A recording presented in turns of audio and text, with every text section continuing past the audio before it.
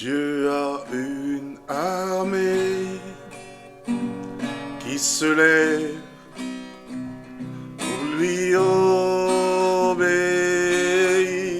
Dieu a une armée qui se lève pour le servir. Peuple de Dieu, lève les mains pour l'adorer.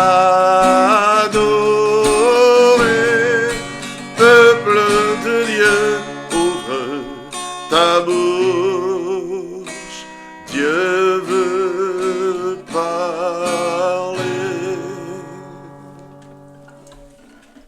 Béni soit le Seigneur. Dieu a une armée sur la face de la terre et c'est une armée qu'il invite à ne jamais se taire, mais à parler de sa part. Je voudrais parler de la dimension du combat que mène le chantre.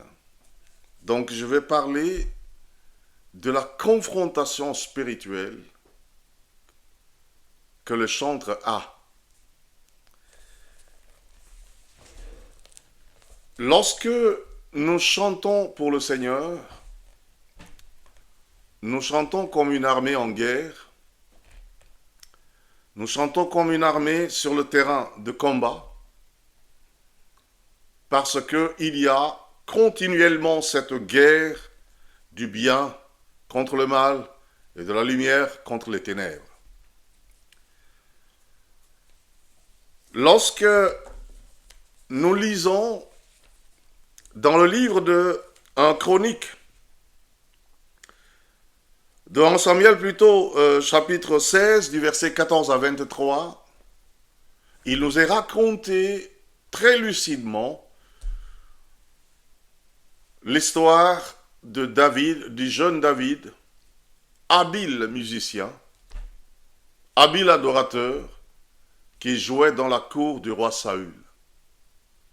Et l'histoire dit ceci, il dit quand le mauvais esprit venant de Dieu agitait Saül, David qui était appelé sur le conseil donc des conseillers du roi se mettait à jouer de la harpe. Mais comprenez par là que David ne jouait pas, David faisait de l'instrumental, mais des chants spirituels qui montaient vers Dieu. C'est-à-dire, vous pouvez prendre comme un cantique, n'importe quel cantique que vous chantiez, mais vous le jouez instrumentalement, sans chanter. Ça revient au même. Si vous êtes dans l'esprit des mêmes paroles de ce chant, vous les jouez instrumentalement et vous êtes connecté spirituellement à ces paroles, à Dieu, à l'Esprit de Dieu, et ça adore Dieu de la même manière, ça élève Dieu de la même manière. Alors, lorsque David jouait, il est dit, le mauvais esprit qui était sur Saül quittait, et Saül se sentait bien. Nous sommes bien ici dans le cadre d'une prière de combat, d'un chant de combat et de délivrance. L'esprit qui quittait Saül, c'était la délivrance de Saül. Et donc nous voyons ici que nous ne nous arrêtons pas à la sphère du jeu instrumental de David, mais du combat qui se passait entre le Saint-Esprit et l'esprit mauvais qui agitait Saül. Et ça, c'est le chantre David qui menait ce combat-là spirituellement. Il est parlé également dans le livre d'1 Chronique, chapitre 25, à partir du verset 1er, des chantres, n'est-ce pas, qui en jouant, qui prophétisaient en jouant des instruments. Nous sommes là encore dans une sphère, n'est-ce pas, spirituelle. Et nous voyons que le combat de la musique, le combat du chantre est véritablement un combat spirituel. beaucoup de chantres n'ont pas pu réussir à faire le travail que Dieu leur a confié parce que ils se sont limités à la sphère ou à l'échelle artistique en pensant qu'il suffit de jouer un instrument ou en pensant qu'il fallait seulement chanter naturellement. Mais non, la louange à Dieu est spirituelle et la musique elle-même est spirituelle. Et donc, lorsqu'on est chantre, on doit faire beaucoup attention à ce qu'on fait. On doit vivre, mais dans une communion spirituelle, de vivre, avoir une vie spirituelle qui soit forte, qui soit convenable, qui soit authentique, parce que sinon, on va couler. Vous voyez beaucoup de musiciens dans le monde aujourd'hui que nous entendons, que nous voyons ou dont nous entendons parler. Ils ont commencé la musique à l'église et puis ils la finissent dehors. Pourquoi? Parce qu'ils ne se sont pas rendus compte qu'ils sont sur un champ de combat spirituel. Alors ils finissent dehors. Ils n'ont pas pu tenir la route de la foi. Je me rappelle de quelque chose, des interviews que j'ai visualisées. Il y a Fela. Fela était un musicien nigérian qui faisait une musique assez atypique, bizarre, mais mélangée avec beaucoup de choses qui sont dans le paganisme, dans le spiritisme. Et Fela avait dit ceci, il dit, la musique est spirituelle, et il dit, si tu ne fais pas attention, il dit, tu vas être détruit. Mais il parle là, déjà même de la sphère de la musique mondaine. Les esprits qui sont en jeu, les esprits méchants qui sont en jeu. Et il dit, si tu ne fais pas attention, si tu n'es pas fort, tu vas dégager, tu vas être détruit. Et puis après, j'ai écouté une autre émission avec U-Roy, donc c'était le bassiste de Bob Marley. Et il me dit, il disait dans cette émission, il dit, la musique, elle est spirituelle. Il dit, la musique, il ne faut pas l'entendre seulement. Et il dit, la musique, ça se vit.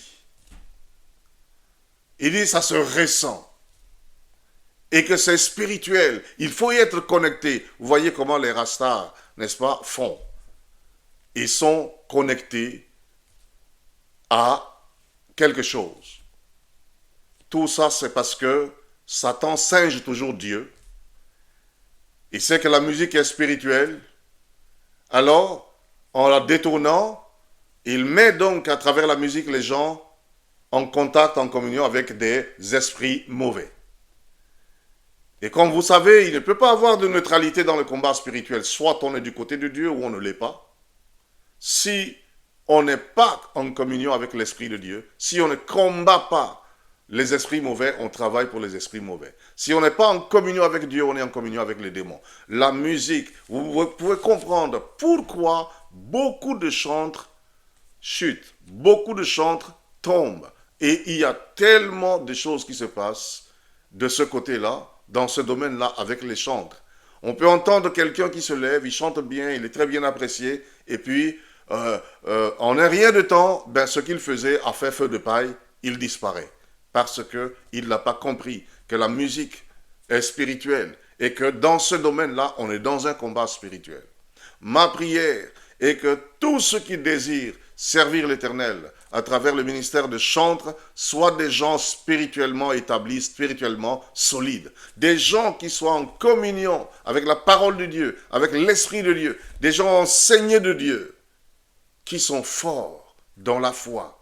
Ils accompliront leurs tâches, mais de manière merveilleuse, dans la joie, et l'Éternel les couvrira de tout mal. Il les gardera. Vous savez, une assiette dans laquelle vous mangez, vous ne la jetez pas comme ça.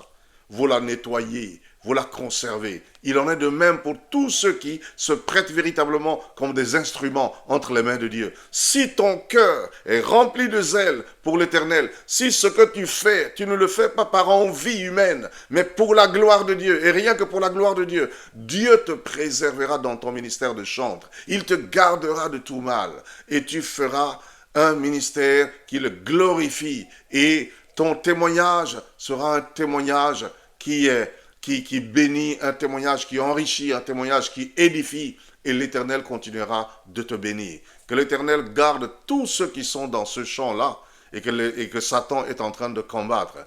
Comptez sur la fidélité de Dieu, mais réalisez que vous êtes dans un combat spirituel. Alors, tout ce que vous faites, quand vous chantez pour le Seigneur et que les gens vous acclament, donnez cette acclamation à Dieu. Quand les gens vous apprécient, remettez cette appréciation-là à Dieu. Quand les gens vous considèrent, ils tendent à vous considérer comme des stars, faites-leur savoir que celui qui est glorifié, c'est plutôt Dieu, que ce n'est pas vous. Et humiliez-vous devant les pères spirituels, les serviteurs de l'Éternel, dans les églises où vous servez Dieu. Car c'est très important. Il est fait mention dans la Bible qu'il y avait donc des fils, des chantres, toujours, et dans le livre de Chroniques, il dit qu'il y avait des chantres qui chantaient même avec leurs fils sous la direction de leur père. Et il est dit ici également que les chantres exerçaient leur ministère sous la direction de David. Ayons l'humilité que ceux qui sont au-dessus de nous ne sont pas là pour nous écraser, mais ils sont là comme une couverture. Et cela va beaucoup aider chaque chantre à aller de l'avant. Ma prière est que tu brilles de toute la gloire de Dieu dans ce que tu fais et que le Seigneur t'aide, que le Seigneur te soutienne, ton cœur étant toujours vrai devant lui. Que l'Éternel vous bénisse et que sa main vous couvre contre toutes les attaques de Satan. Au nom de Jésus-Christ, Amen. Quand je me mets à le louer, j'ai un transport de joie. Quand j'invoque son nom, je sens qu'il vit en moi.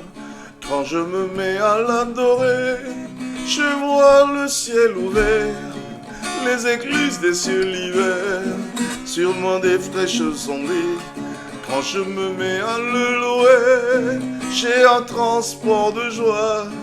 Quand j'invoque son nom, je sens qu'il vit en moi. Quand je me mets à l'adorer, je vois le ciel ouvert, les écluses des cieux l'hiver, sûrement des fraîches ondées.